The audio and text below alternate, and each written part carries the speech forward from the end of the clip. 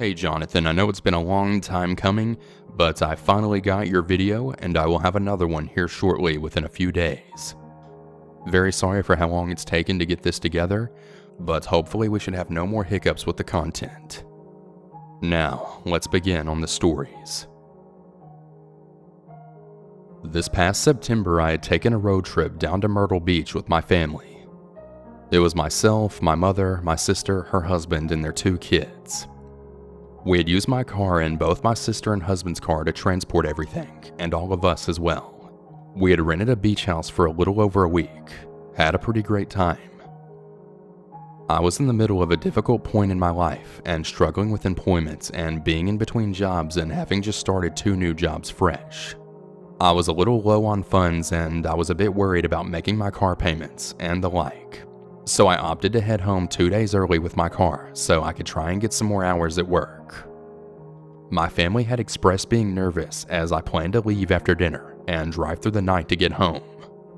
I consoled them that I'd be okay to be up all night and I'd head straight home and only stop for gas and food as needed.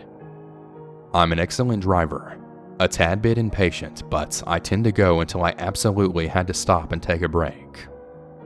However, this would be a 12-hour trip and I knew I would need breaks. So I made a point to stop at every rest stop to at least get out and stretch, so I stayed awake and didn't get too sore. Going through West Virginia, I'm sure you guys know how secluded their rest stops and visitor centers and the like can be. Especially when you're heading north from the south, going through all the mountains. I stopped at a visitor center because they advertised having a fast food joint and I had to piss like a racehorse. This was sometimes very late at night, maybe 1 a.m. to 3 a.m. sometimes. Here's a side note that sent shivers down my spine after what happened next. I like to drive barefoot, so I pulled in, noticed the buildings with fast food were closed, and then I drove around the lot and parked under a streetlight in front of the visitor center so I could use the restroom. Leaning out of my car door, I took my time putting my shoes on to walk inside, having looked around and not seeing anything out of the ordinary. I checked my phone and grabbed my wallet before standing up to walk in, making sure my car horn beeped to signal my doors were locked. Walking towards the center, I saw a man in a white hoodie standing at the edge of the sidewalk leading into the center. I didn't think much of it until I passed him and got an off vibe. I glanced over my shoulder and he was watching me walk in.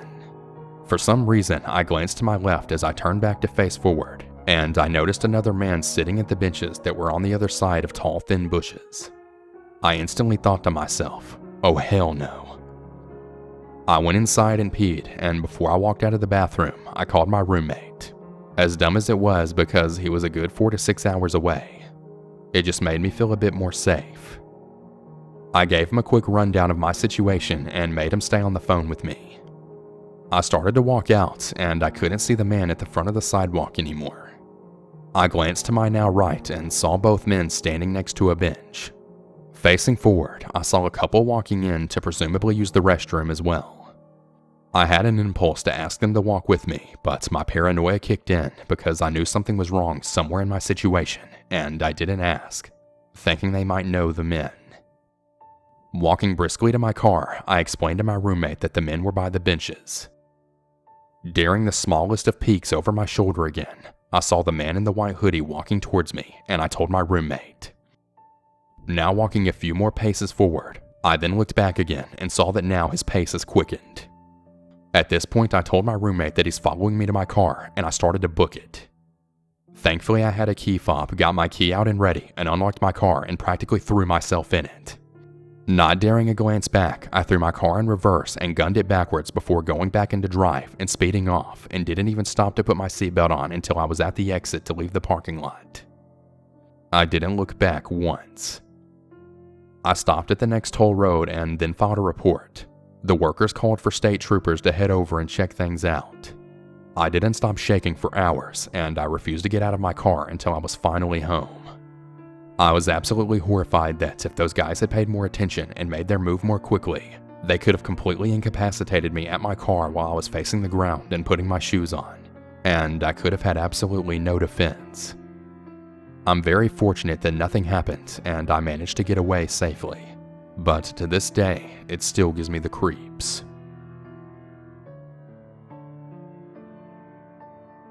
Maybe it's just me, but this really freaked me out. I had just started working graveyard at a gas station close to my house. I believe it was my 6th shift altogether, but the 4th being by myself. It was just after 11 o'clock p.m. and this strange man came in. He's about 40 years old and he had the dumbest haircut I had ever seen. Think botched bowl cut.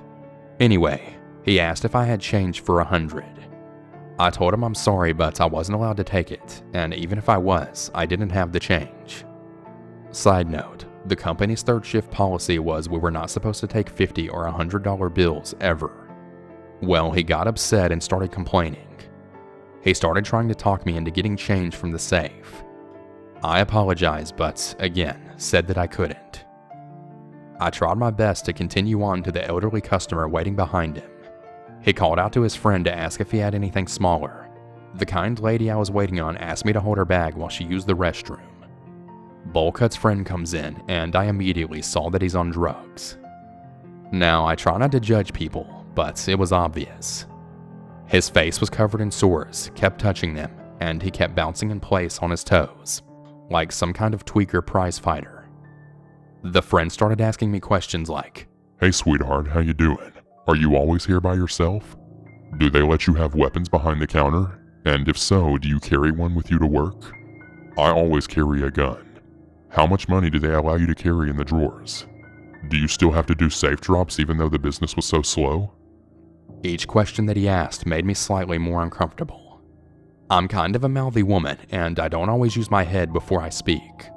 Finally, I interrupted him and was like, "Look, do you plan to rob me? Because if you are, then you're wasting time. I don't have time for this and need to get back to work." His hands then fly up and he started sputtering. Whoa, Rob? What the fuck? I was just trying to make conversation. What's wrong with you?" I then answered with, "Well, then your conversational skills could really use some work. You don't ask a woman working alone overnight those types of questions. So the real question here is, what's wrong with you?" I saw now that Bowlcut had pulled up his car horizontally across the parking spaces closest to the door. Upon seeing this, I was just beyond done at this point. I told him to leave the store and don't ever come back to my shift or I'd call the cops. Thankfully, he left. The poor woman who had gone to the bathroom had unfortunately heard some of the exchange. She came up to me before leaving the store and asked if I was alright. I told her that I was and thanked her. It was just a weird customer that gave me a creepy weird feeling. He only came back once after that. I was in the cooler and I could hear him yelling at the manager about not being allowed in the store. The manager then told him he listened to the audio and he would have done the same exact thing that I did. I know what some of you are possibly thinking. I was being over defensive and dramatic. He was probably asking about the money because I couldn't exchange his friend's 100. But what about the other weird questions that he asked?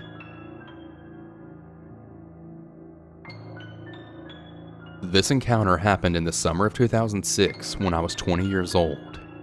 I didn't get my driver's license until January of that year, and driving opened up so many doors for me.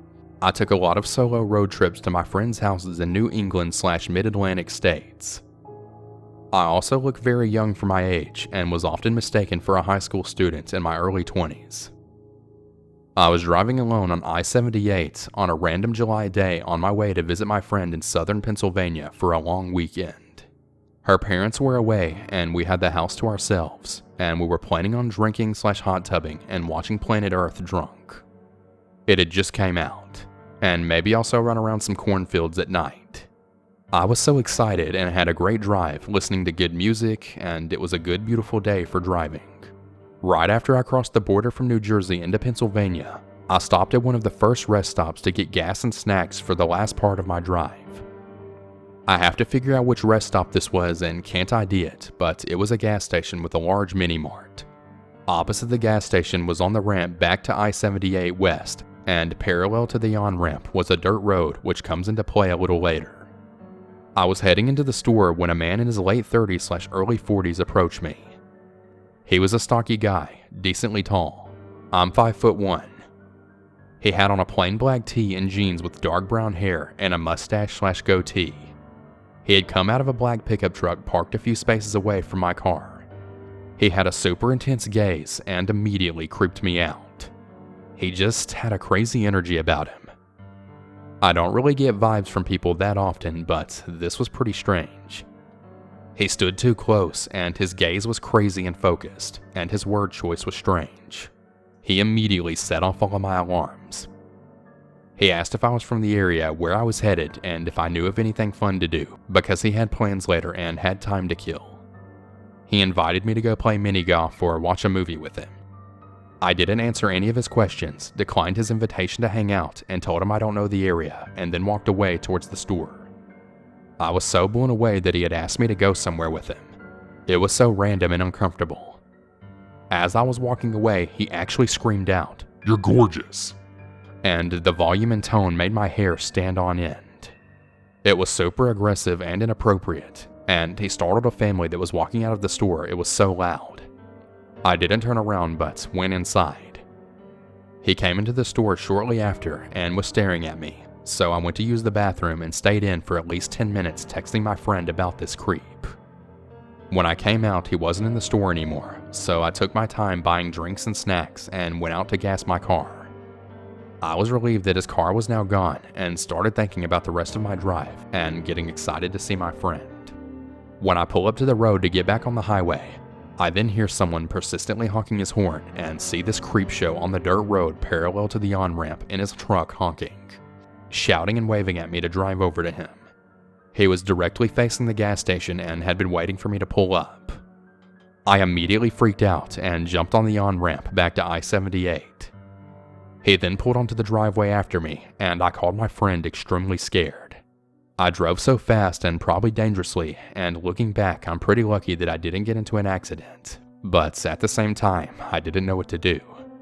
He didn't follow me for that long, and I think after a few exits, he finally pulled off. My friend and I had a backup plan that if I saw his car again, she would direct me to a police station the next town over from her house, instead of going directly there and leading some freak to us. I didn't see the car again for the rest of the night, and I went to my friend's. But the last few hours of my drive, I was extremely tense and anxious. I remember checking my mirrors pretty regularly for this black pickup truck. It ended all well. I got to my friend's house safely, and we had a nice weekend. The encounter was definitely creepy, but over the years I didn't put much thought into it.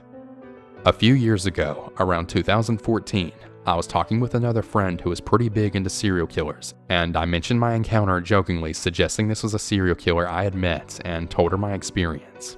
She was pretty fascinated and wanted to Google active serial killers in the Pennsylvania area at the time.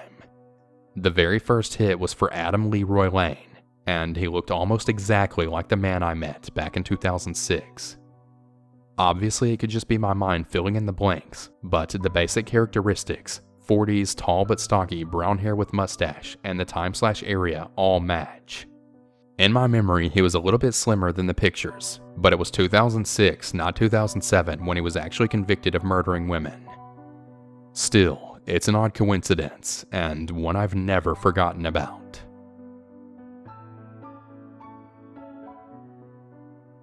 I took a gap semester a couple of years ago, and decided that I should take a road trip with a buddy who was also taking a semester off from school. We're from the Midwest and planned our trip to take a big circle from Ohio to LA up to Portland and then back home. We're outdoorsy guys, so we knew we were trying to hit some wilderness along the way. So we're about a month into the trip and leaving Portland, where we're taking a break from the camping every night while on the road. Itching to get back on the road and into the wilderness, my buddy finds a hike that looks pretty interesting. It was an abandoned railroad about 2 hours east of Portland. He had found the GPS coordinates on some site and said that there was an abandoned railroad with a couple of tunnels and a massive trestle that spanned a huge gorge. Sounds pretty cool. I'm in. So we drive my Volvo station wagon towards this coordinate. If you've never been to Oregon, it's beautiful. Foggy, never-ending views of thick pine forests. It's the type of place that you can barely see 20 feet in any direction because of how dense the trees are. For the last hour of this 2-hour drive, we're driving on dirt logging roads. We haven't passed a single car or seen any sign of life since turning off a rural highway. It was creepy, endless dark forest for hours. Stop. I hit the brakes. My buddy is squinting at his phone. It looks like we're at the coordinate. I pull to the side on the one-lane road and put the Volvo in park. There's dense trees still all around us, but I can see up ahead that there's a linear gap in the canopy. I guess that's the railroad. We hop out of the car and I load up my day pack with my camera, headlamp, water and pepper spray, and knife. After a second thought, I decided to put the knife in my pocket. This railroad has been abandoned for about 50 years. This means that while you can still see the tracks while standing on them, thick brush has filled the entire swath that is typically cleared on either side of the tracks. It's nearly filled in the space between the rails except for a foot-wide path that has been maintained by deer, elk, and bear, and maybe some humans as well. I notice my buddy is also looking at a private property sign that is fading away into the tree nearby. He looks at me and I shrug. We start walking. The tracks are dead straight. This means that we can see a couple hundred yards down the center of this green tunnel of vegetation, as if I'm in a very narrow alleyway that never ends. To either side I can hardly see 10 feet. We walk and we walk. It was honestly a boring hike considering there was no view and it was dead straight, but we knew that the tunnel was up ahead, so we kept going. I kept myself busy by trying to pace my stride with each railroad tie. Step after step, we walk about 3 miles away from the car and into the woods. Suddenly I stop and my buddy bumps right into my backpack. I had just looked up from my feet and was now staring into a looming tunnel in front of us. Covered in moss, the entrance surrounded a black hole that went right into a mountainside.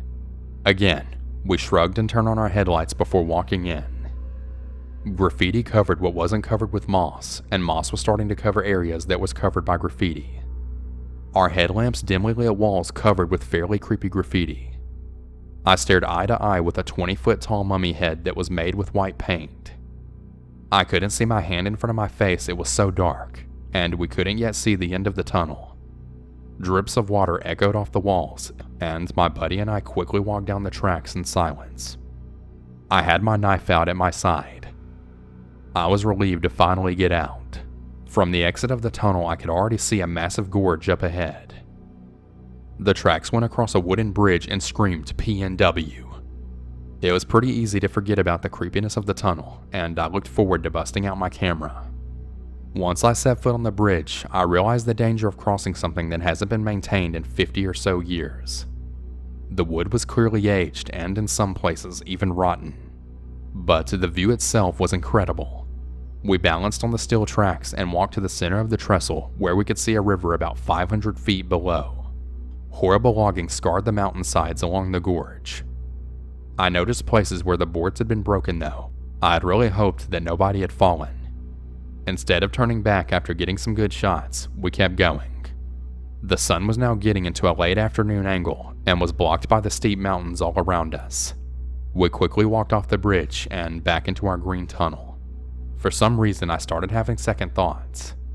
I don't know why they came now, but I slowed my pace and started thinking about how I would ask my buddy to turn around. Before I was going to turn around and ask Nate, I glanced up at the tracks ahead and directly into someone's eyes about 200 yards ahead of us.